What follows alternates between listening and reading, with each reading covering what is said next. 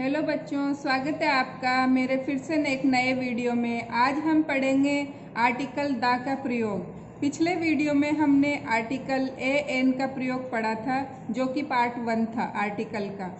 तो आज हम सेकंड पार्ट पढ़ेंगे, लेकिन उससे पहले मैं पिछले वीडियो जो पिछला हमारा आर्टिकल का पार्ट 1 था उसके बारे में थोड़ा सा बता देती हूँ कि जो ए का प्रयोग होता है वो जो नाउन कॉन्सोनेंट से स्टार्ट होती है उससे पहले ए का प्रयोग किया जाता है, और जो नाउन वोवल से स्टार्ट होती है उससे पहले ए एन का प्रयोग किया जाता है।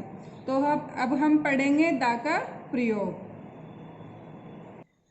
और भी कुछ रूल है आर्टिकल ए एन का, तो वो आप मेरे पिछले वीडियो में जाकर देख सकते हो पार्ट 1 में। तो अब हम पढ़ेंगे आर्टिकल द का प्रयोग। तो इसके भी रूल देख लेते हैं। तो पहला रूल है कि द का प्रयोग नदी, पहाड़, महासागर, नगर, नहर आदि के पहले होता है।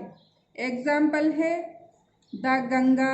अब जैसे गंगा है तो गंगा नदी है तो ये एक ही है, तो इसके आगे द लग गया तो द गंगा।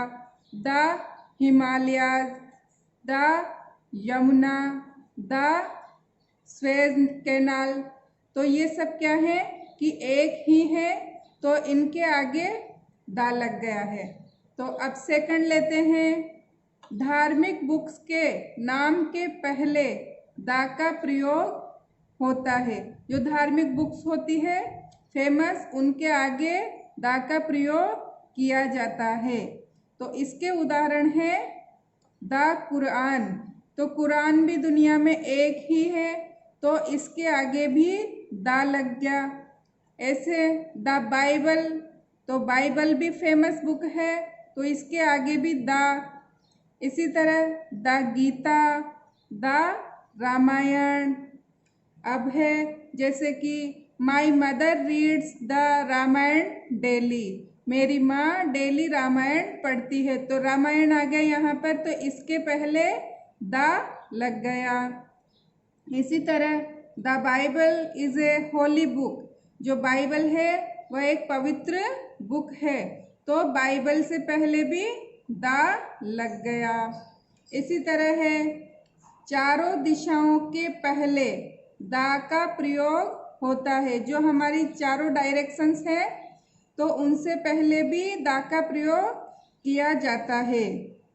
तो जैसे कि यदि उनके साथ प्रीपोजिशन लगा हो, जैसे कि उनके साथ प्रीपोजिशन लगा होता है, तो एग्जाम्पल में हम देख लेते हैं कि फ्रॉम द ईस्ट, तो फ्रॉम प्रीपोजिशन यहाँ पर लग गया, तो इसके साथ में द ईस्ट के साथ में लग जाएगा, तो फ्रॉम द ईस्ट, तो ये प्रीपोजिशन आया है, इस वजह से यहाँ पर द ईस्ट हो गया। इसी तरह टू द वेस्ट, तो यहाँ पर टू प्रीपोजिशन आ गया। अब है टू द साउथ, यहाँ पर भी टू प्रीपोजिशन आ गया। इसी तरह टू द नॉर्थ, तो यहाँ पर भी टू प्रीपोजिशन आ गया। अब है अगला नियम। तो सुपरलेटिव के पहले द का प्रयोग होता है। जो सुपरलेटिव यानी जो मतलब होता है ना फेमस, जैसे कि द बेस्ट, मतलब किसी की तारीफ के लिए होता है, जैसे कि द बेस्ट, द हाईएस्ट, जैसे उसकी लंबाई बता रहे तो द हाईएस्ट, द टेलेस्ट।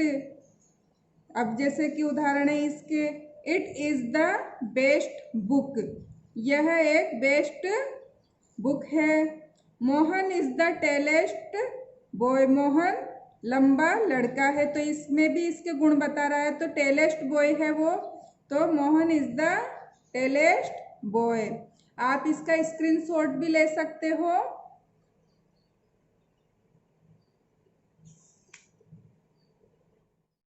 अब है नेक्स्ट नियम।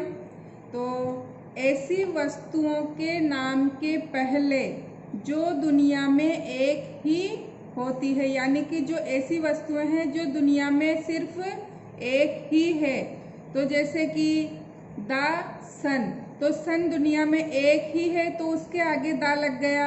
इसी तरह द मून, तो मून भी एक ही है, चंद्रमा, तो इसके आगे भी दा लग गया। ऐसे ही द स्काई, तो आकाश है तो वो भी एक ही है, तो द स्काई।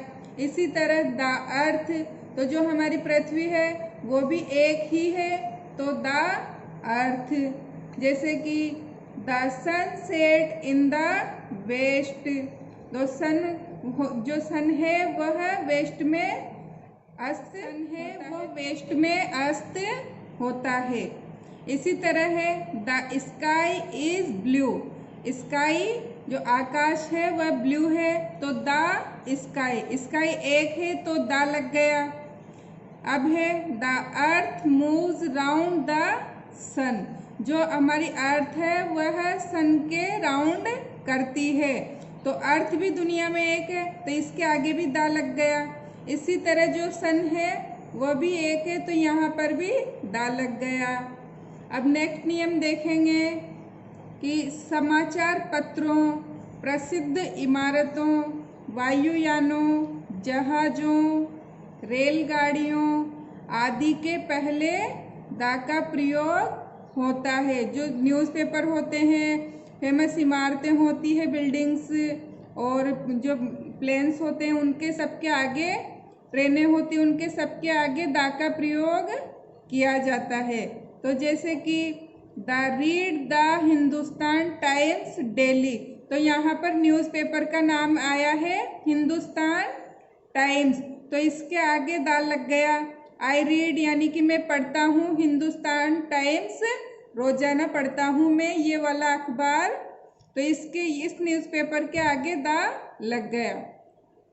अब है he has not seen the Taj Mahal, वह उसने ताजमहल नहीं देखा, तो यहाँ पर ताजमहल है, तो ताजमहल भी दुनिया में एक ही है, फेमस है, तो इसके आगे द लग गया। तो ये क्या है, प्रसिद्ध इमारत है, तो इसके आगे द लग गया। अब है the Vikrant is in the port, तो पोर्ट क्या है, एक जहाज का नाम है, तो विक्रांत पोर्ट के अंदर है, तो पोर्ट जहाज है, तो जहाजों के नाम के पहले भी द आता है, तो इसके पहले द आ गया। अब है the Chetak express is a fast train, कि जो चेतक एक्सप्रेस है वह फास्ट ट्रेन है, तो चेतक एक्सप्रेस एक ट्रेन का नाम है, रेलगाड़ी का, तो इससे पहले द आ गया। तो अब नेक्स्ट नियम है जातियों के नाम के पहले द का प्रयोग किया जाता है, कि जैसे जातियां होती है, अब हमारे बहुत सी जातियां हैं हमारे भारत में भी, तो उन सब के नाम के पहले द का प्रयोग किया जाता है। जैसे कि the Hindus, the Muslims, the Sikh, the Christian, ऐसे सभी जातियों के नाम के पहले द का प्रयोग किया जाता है। अब है ऑल तथा बोथ के बाद द का प्रयोग किया जाता है, कि कहीं पर भी अगर ऑल या बोथ आता है तो उसके बाद में द का प्रयोग किया जाता है।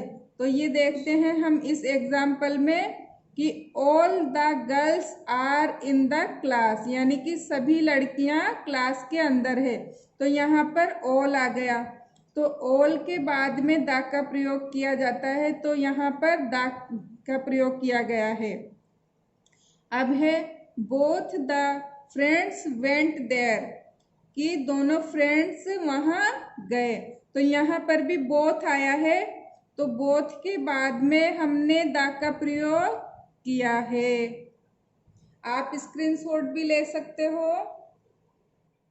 तो अब नेक्स्ट नियम देखते हैं कि ऐसे नाउन के पहले जिसके बारे में पहले बताया जा चुका हो, यानी कि ऐसी संज्ञा जिसके बारे में पहले बताया जा चुका हो, जैसे कि आई सा ए लोयन, मैंने एक शेर देखा, तो यहाँ पर शेर के बारे में बताया गया है कि मैंने एक शेर देखा। तो अब इसको लिखेंगे कि the लोयन was sleeping under a tree, तो इसमें लोयन के बारे में पहले भी बात की जा चुकी है, तो इससे पहले हम दा लगा देंगे कि the लोयन was sleeping under a tree, क्योंकि इसके बारे में पहले बताया था हमने, पहले सेंटेंस में इसके बारे में बताया था। इस वजह से हमने दूसरे सेंटेंस में इसके आगे दा लगाया है।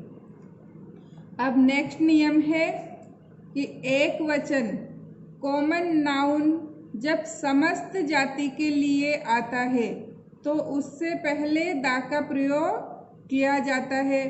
अब एक वचन कॉमन नाउन यानी कि और समस्त जाति के लिए आता है, तो यानी कि जैसे कि the cow is a useful animal, कि काउ हमारे लिए यूजफुल एनिमल है, लाभदायक है। तो जो काउ है ये समस्त जाति है, क्योंकि जो गाय अगर कैसी भी होगी तब भी हम उसको काउ ही बोलेंगे, लेकिन है ये कॉमन नाउन। तो ये आ तो समस्त जाति के लिए रही है लेकिन कॉमन नाउन है, इसलिए इसके आगे भी द आ जाएगा कि the cow is a useful animal. इसी तरह the dog is a faithful animal, तो जो डॉग है वह फेथफुल यानी कि ईमानदार एनिमल है। तो डॉग है तो डॉग भी समस्त जाति के लिए आया है कि अब यहाँ, लेकिन ये यहाँ पर कॉमन है तो इसके आगे यहाँ पर द लग गया है। इसका स्क्रीनशॉट आप ले सकते हो। तो ये था हमारा आर्टिकल पार्ट 1 पहले हमने पढ़ लिया था और आज हमने पढ़ लिया है पार्ट 2। तो ये थी मेरी आज की छोटी सी वीडियो जो कि आपको पसंद आएगी ज़रूर। तो अगर आपको मेरी ये वीडियो पसंद आती है तो मेरे वीडियो को लाइक करें, शेयर करें और मेरे चैनल को सब्सक्राइब करें। बेल आइकन को प्रेस करके ऑल को क्लिक करें ताकि मेरे आने वाले नए वीडियो की नोटिफिकेशन आपको मिल सके। तो थैंक यू बच्चों।